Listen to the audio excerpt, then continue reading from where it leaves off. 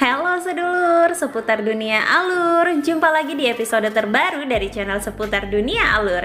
Kali ini saya akan menceritakan spoiler film Korea bergenre horor. Film ini adalah satu-satunya film horor Korea yang dirilis pada musim panas tahun 2008. Film ini berjudul Death Bell, atau dalam bahasa Koreanya adalah Pie Junggan Gosa. Artinya ujian tengah semester berdarah karena berlatar belakang sekolah menengah Korea.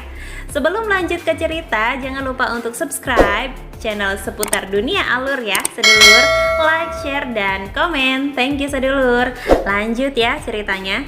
Film ini bercerita tentang Kang Ina dan teman-temannya harus menyelesaikan serangkaian pertanyaan yang membingungkan demi bertahan di kelas elit yang semakin hari semakin mengancam hidupnya.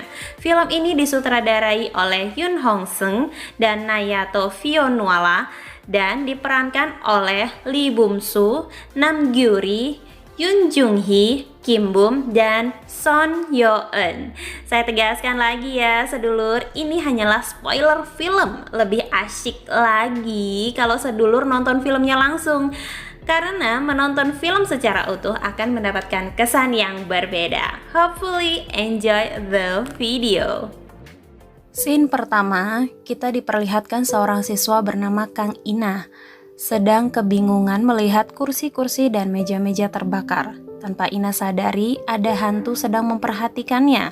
Lalu, Kang Ina memanggil-manggil nama Jiwon, yaitu sahabatnya. Kemudian Ina seperti melihat sesuatu di bawah dan membersihkannya dengan tangan. Muncullah hantu dari dalam tanah menyeret kakinya. Ina berusaha melepaskannya dan lari ketakutan. Hantu-hantu itu mengejar Ina. Tiba-tiba bunyi jam waker membangunkan Ina dan teman-teman satu kamarnya. Ternyata itu hanyalah mimpi.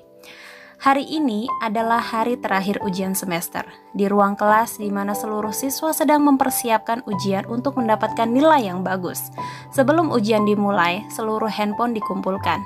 Namun, siswa yang bernama Jaewook sedang menelpon ibunya. Ina merasa terganggu dan terjadilah adu mulut. Tak lama kemudian, bel berbunyi menandakan ujian akan segera dimulai. Seluruh siswa fokus mengerjakan kertas ujian masing-masing. Namun, di kelas lain, seorang siswa bernama Chobom berhalusinasi mendengar suara minta tolong. Lalu, kertas ujiannya tiba-tiba berubah menampakkan wajah wanita seram, membuatnya terkejut hingga terjatuh. Guru pengawas yang bernama Guru Chang menghampiri Chobom dan menanyakan apa yang terjadi. Chobom ketakutan bahwa ada sesuatu di kertas ujian miliknya. Namun, Guru Chang tak melihat seperti yang Chobom katakan. Kemudian, Guru Chang membantunya berdiri dan melihat ada luka sayatan di tangannya. Chobom menyangkal bahwa itu bukan ulahnya sendiri, tetapi orang lain. Seluruh siswa kembali mengerjakan ujian masing-masing. Usai ujian, di ruang guru sedang ada rapat membentuk kelas khusus kumpulan anak-anak cerdas yang akan dilatih untuk menyambut kunjungan dari sekolah cabang. Pada hari Jumat 23 Mei, seluruh siswa di sekolah berkumpul untuk melihat daftar peringkat hasil ujian kemarin. Tiba-tiba, Chobom berhalusinasi lagi saat melihat Ina. Wajah Ina berubah menyeramkan. Lalu Chobom mencekik leher Ina. Teman-teman yang ada di sekitarnya langsung memisahkan Chobom dan melaporkannya pada guru. Kemudian Chobom dibawa ke rumah sakit menggunakan ambulan. Sabtu 24 Mei usai ujian akhir semester, seluruh siswa diliburkan, tetapi tidak dengan 20 siswa yang terpilih dalam kelas khusus. Mereka tetap masuk sekolah dan seperti biasa, sebelum ujian dimulai, handphone mereka dikumpulkan. Ketika Dong Hyuk akan menaruh handphone siswa di ruang guru, Dong Hyuk mendengar ada seseorang yang memanggilnya. Ternyata suara tersebut berasal dari toilet. Saat Dong Hyuk melihat ke atas, tiba-tiba Dong Hyuk terjatuh, lalu kakinya terjerat tali dan berlumuran darah, ditarik masuk ke salah satu toilet. Di ruang kelas, ujian bahasa Inggris akhirnya dimulai, meskipun ada siswa yang belum masuk kelas. Ketika mereka sedang melihat video conversation, tiba-tiba video tersebut berubah menjadi video seorang siswa berada dalam akuarium. Siswa tersebut adalah Heong, membuat semua orang panik. Kemudian guru Choi menyuruh Ina untuk memberitahu insiden ini pada guru lain. Saat Ina masuk ke ruang guru dengan tergesa-gesa, Ina langsung menunjukkan kepada guru Lee dan guru Chang. Kebetulan Kang Hyun berada di situ sedang mengerjakan tugas dari guru Chang. Tak lama kemudian ada pengumuman di mana seseorang mengatakan bahwa seluruh siswa dan guru harus menjawab pertanyaan dengan benar. Jika jawabannya salah, maka Heong akan mati. Dan jika ada yang mencoba untuk keluar dari sekolah, juga akan mati. Guru Lee dan guru Chang berusaha untuk menghubungi kantor polisi, tapi telepon sudah tidak berfungsi karena kabelnya terputus. Selain itu, handphone guru-guru pun tiba-tiba rusak.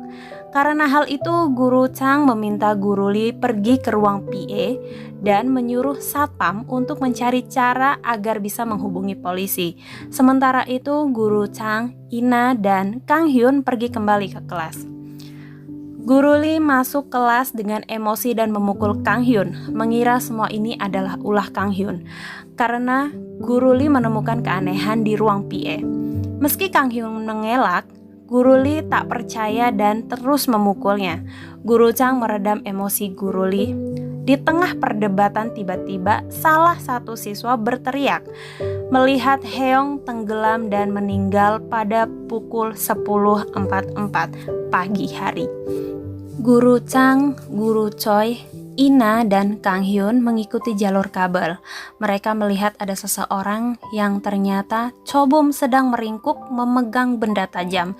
Tiba-tiba Chobom menyerang Ina dan berusaha untuk menikam Ina. Kang Hyun berhasil mencegahnya. Namun naas, Kang Hyun yang tertusuk oleh Chobom. Ketika Chobom ingin menikam Ina kembali, Guru Chang menimpuk Chobom hingga tewas. Dan tak lama kemudian Kang Hyun meninggal. Bel berbunyi dibarengi suara teriakan. Mereka segera pergi mencari sumber teriakan tersebut, lalu menemukan pintu terkunci dengan pertanyaan teka-teki. Guru Chang sudah sangat marah, tak bisa lagi bersikap tenang. Tapi Guru Choi berusaha menjawab pertanyaan itu, di mana setiap angka tersebut berkaitan tentang Jiwon. Lalu pintu berhasil dibuka. Tempat itu adalah tempat tewasnya Heong. Selain itu, Myung-hyo digantung dengan posisi terbalik. Mereka berusaha untuk melepaskan Myung-hyo, akan tetapi sebelum mereka berhasil, tiba-tiba ada seorang wanita menarik Myung-hyo ke atas. Semua sudah sangat kesal dengan perbuatan si pelaku. Lalu wanita mengerikan itu melepaskan talinya sehingga Myung-hyo terjatuh, kepalanya terbentur lantai. Sementara itu, Guru Chang naik ke atas untuk mengejar pelaku. Dari belakang, wanita itu berusaha membunuh Guru Chang, namun Guru Chang berhasil menghabiskan nyawa wanita itu menggunakan tali. Wanita itu adalah ibunya Jiwon. Akhirnya, Myung-hyo tak bisa diselamatkan, meninggal di tempat pagi hari pukul 6.12. Beberapa hari kemudian, seluruh siswa dan orang tua dari siswa-siswa yang telah meninggal melakukan upacara perpisahan di ruang auditorium. Semua berduka kehilangan orang tersayang. Sementara itu, Ina pergi keluar. Sampai di atap, Ina menemukan sebuah buku dan menemukan foto Jiwon bersama orang tuanya. Tiba-tiba, Ina diculik oleh seseorang dan diikat di sebuah kursi. Lalu, orang tersebut menggunakan pengeras suara menyatakan pengakuan yang mengejutkan bahwa dirinya adalah ayah Kim Jiwon. Lalu, ruang auditorium tiba-tiba tertutup dan menayangkan sebuah video bukti kejadian 2 tahun yang lalu bahwa Kim Jiwon tidak bunuh diri, melainkan dibunuh oleh seseorang. Kemudian, menyuruh tersangka untuk maju ke depan membuat sebuah pengakuan. Jika tidak, semua orang di auditorium akan mati.